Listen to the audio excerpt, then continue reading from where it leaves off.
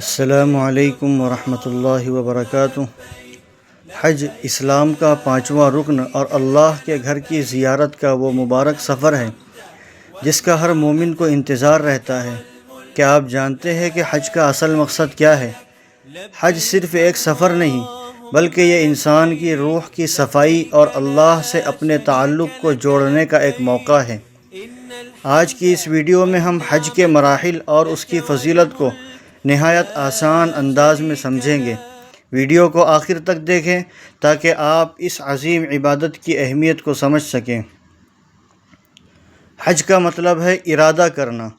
نبی کریم صلی اللہ علیہ وسلم نے ارشاد فرمایا کہ جس نے حج کیا اور اس دوران کوئی بے حیائی یا گناہ نہیں کیا تو وہ گناہوں سے ایسا پاک صاف ہو کر لوٹتا ہے جیسے آج ہی اپنی ماں کے پیٹ سے پیدا ہوا ہو۔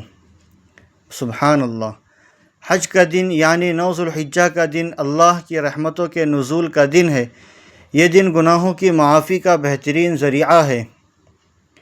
حج کا آغاز احرام سے ہوتا ہے۔ مرد 2 سفید چادروں میں لپٹ جاتے ہیں جو ہمیں یہ یاد دلاتا ہے کہ ہم سب برابر ہیں اور ہمیں ایک دن اسی طرح کفن میں لپٹ کر اللہ کے پاس جانا ہے۔ وقوف عرفات۔ حج کا سب سے اہم رکن وقوف عرفات ہے۔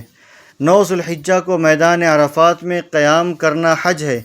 یہاں بندہ اللہ کے سامنے گڑ گڑا کر اپنے گناہوں کی معافی مانگتا ہے۔ یہ لمحہ قبولیت دعا کا خاص وقت ہے۔ طواف اور سعی۔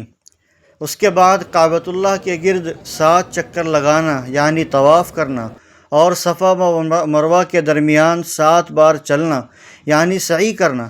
یہ عمل حضرت ہاجرہ علیہ السلام کی اللہ پر توکل کی یاد تازہ کرتا ہے۔ پیارے بھائیوں، اگر آپ اس سال حج پر نہیں جا سکے تو غمزدہ نہ ہوں۔ ان دنوں میں آپ گھر بیٹھ کر بھی اللہ کی عبادت کر سکتے ہیں، نفل نمازیں پڑھ سکتے ہیں، تلاوت قرآن کر سکتے ہیں اور دوسروں کی مدد کر کے حج جیسی سعادت حاصل کر سکتے ہیں۔ اللہ پاک ہم سب کو اپنی بارگاہ میں حاضری نصیب فرمائے، آمین۔ اگر آپ کو یہ ویڈیو معلوماتی لگی ہو تو اسے اپنے پیارے ساتھیوں کے ساتھ شیئر کریں تاکہ وہ بھی حج کی فضیلت جان سکے۔ کمنٹ میں لبیک اللہم لبیک لکھ کر اپنی حاضری درج کروائیں۔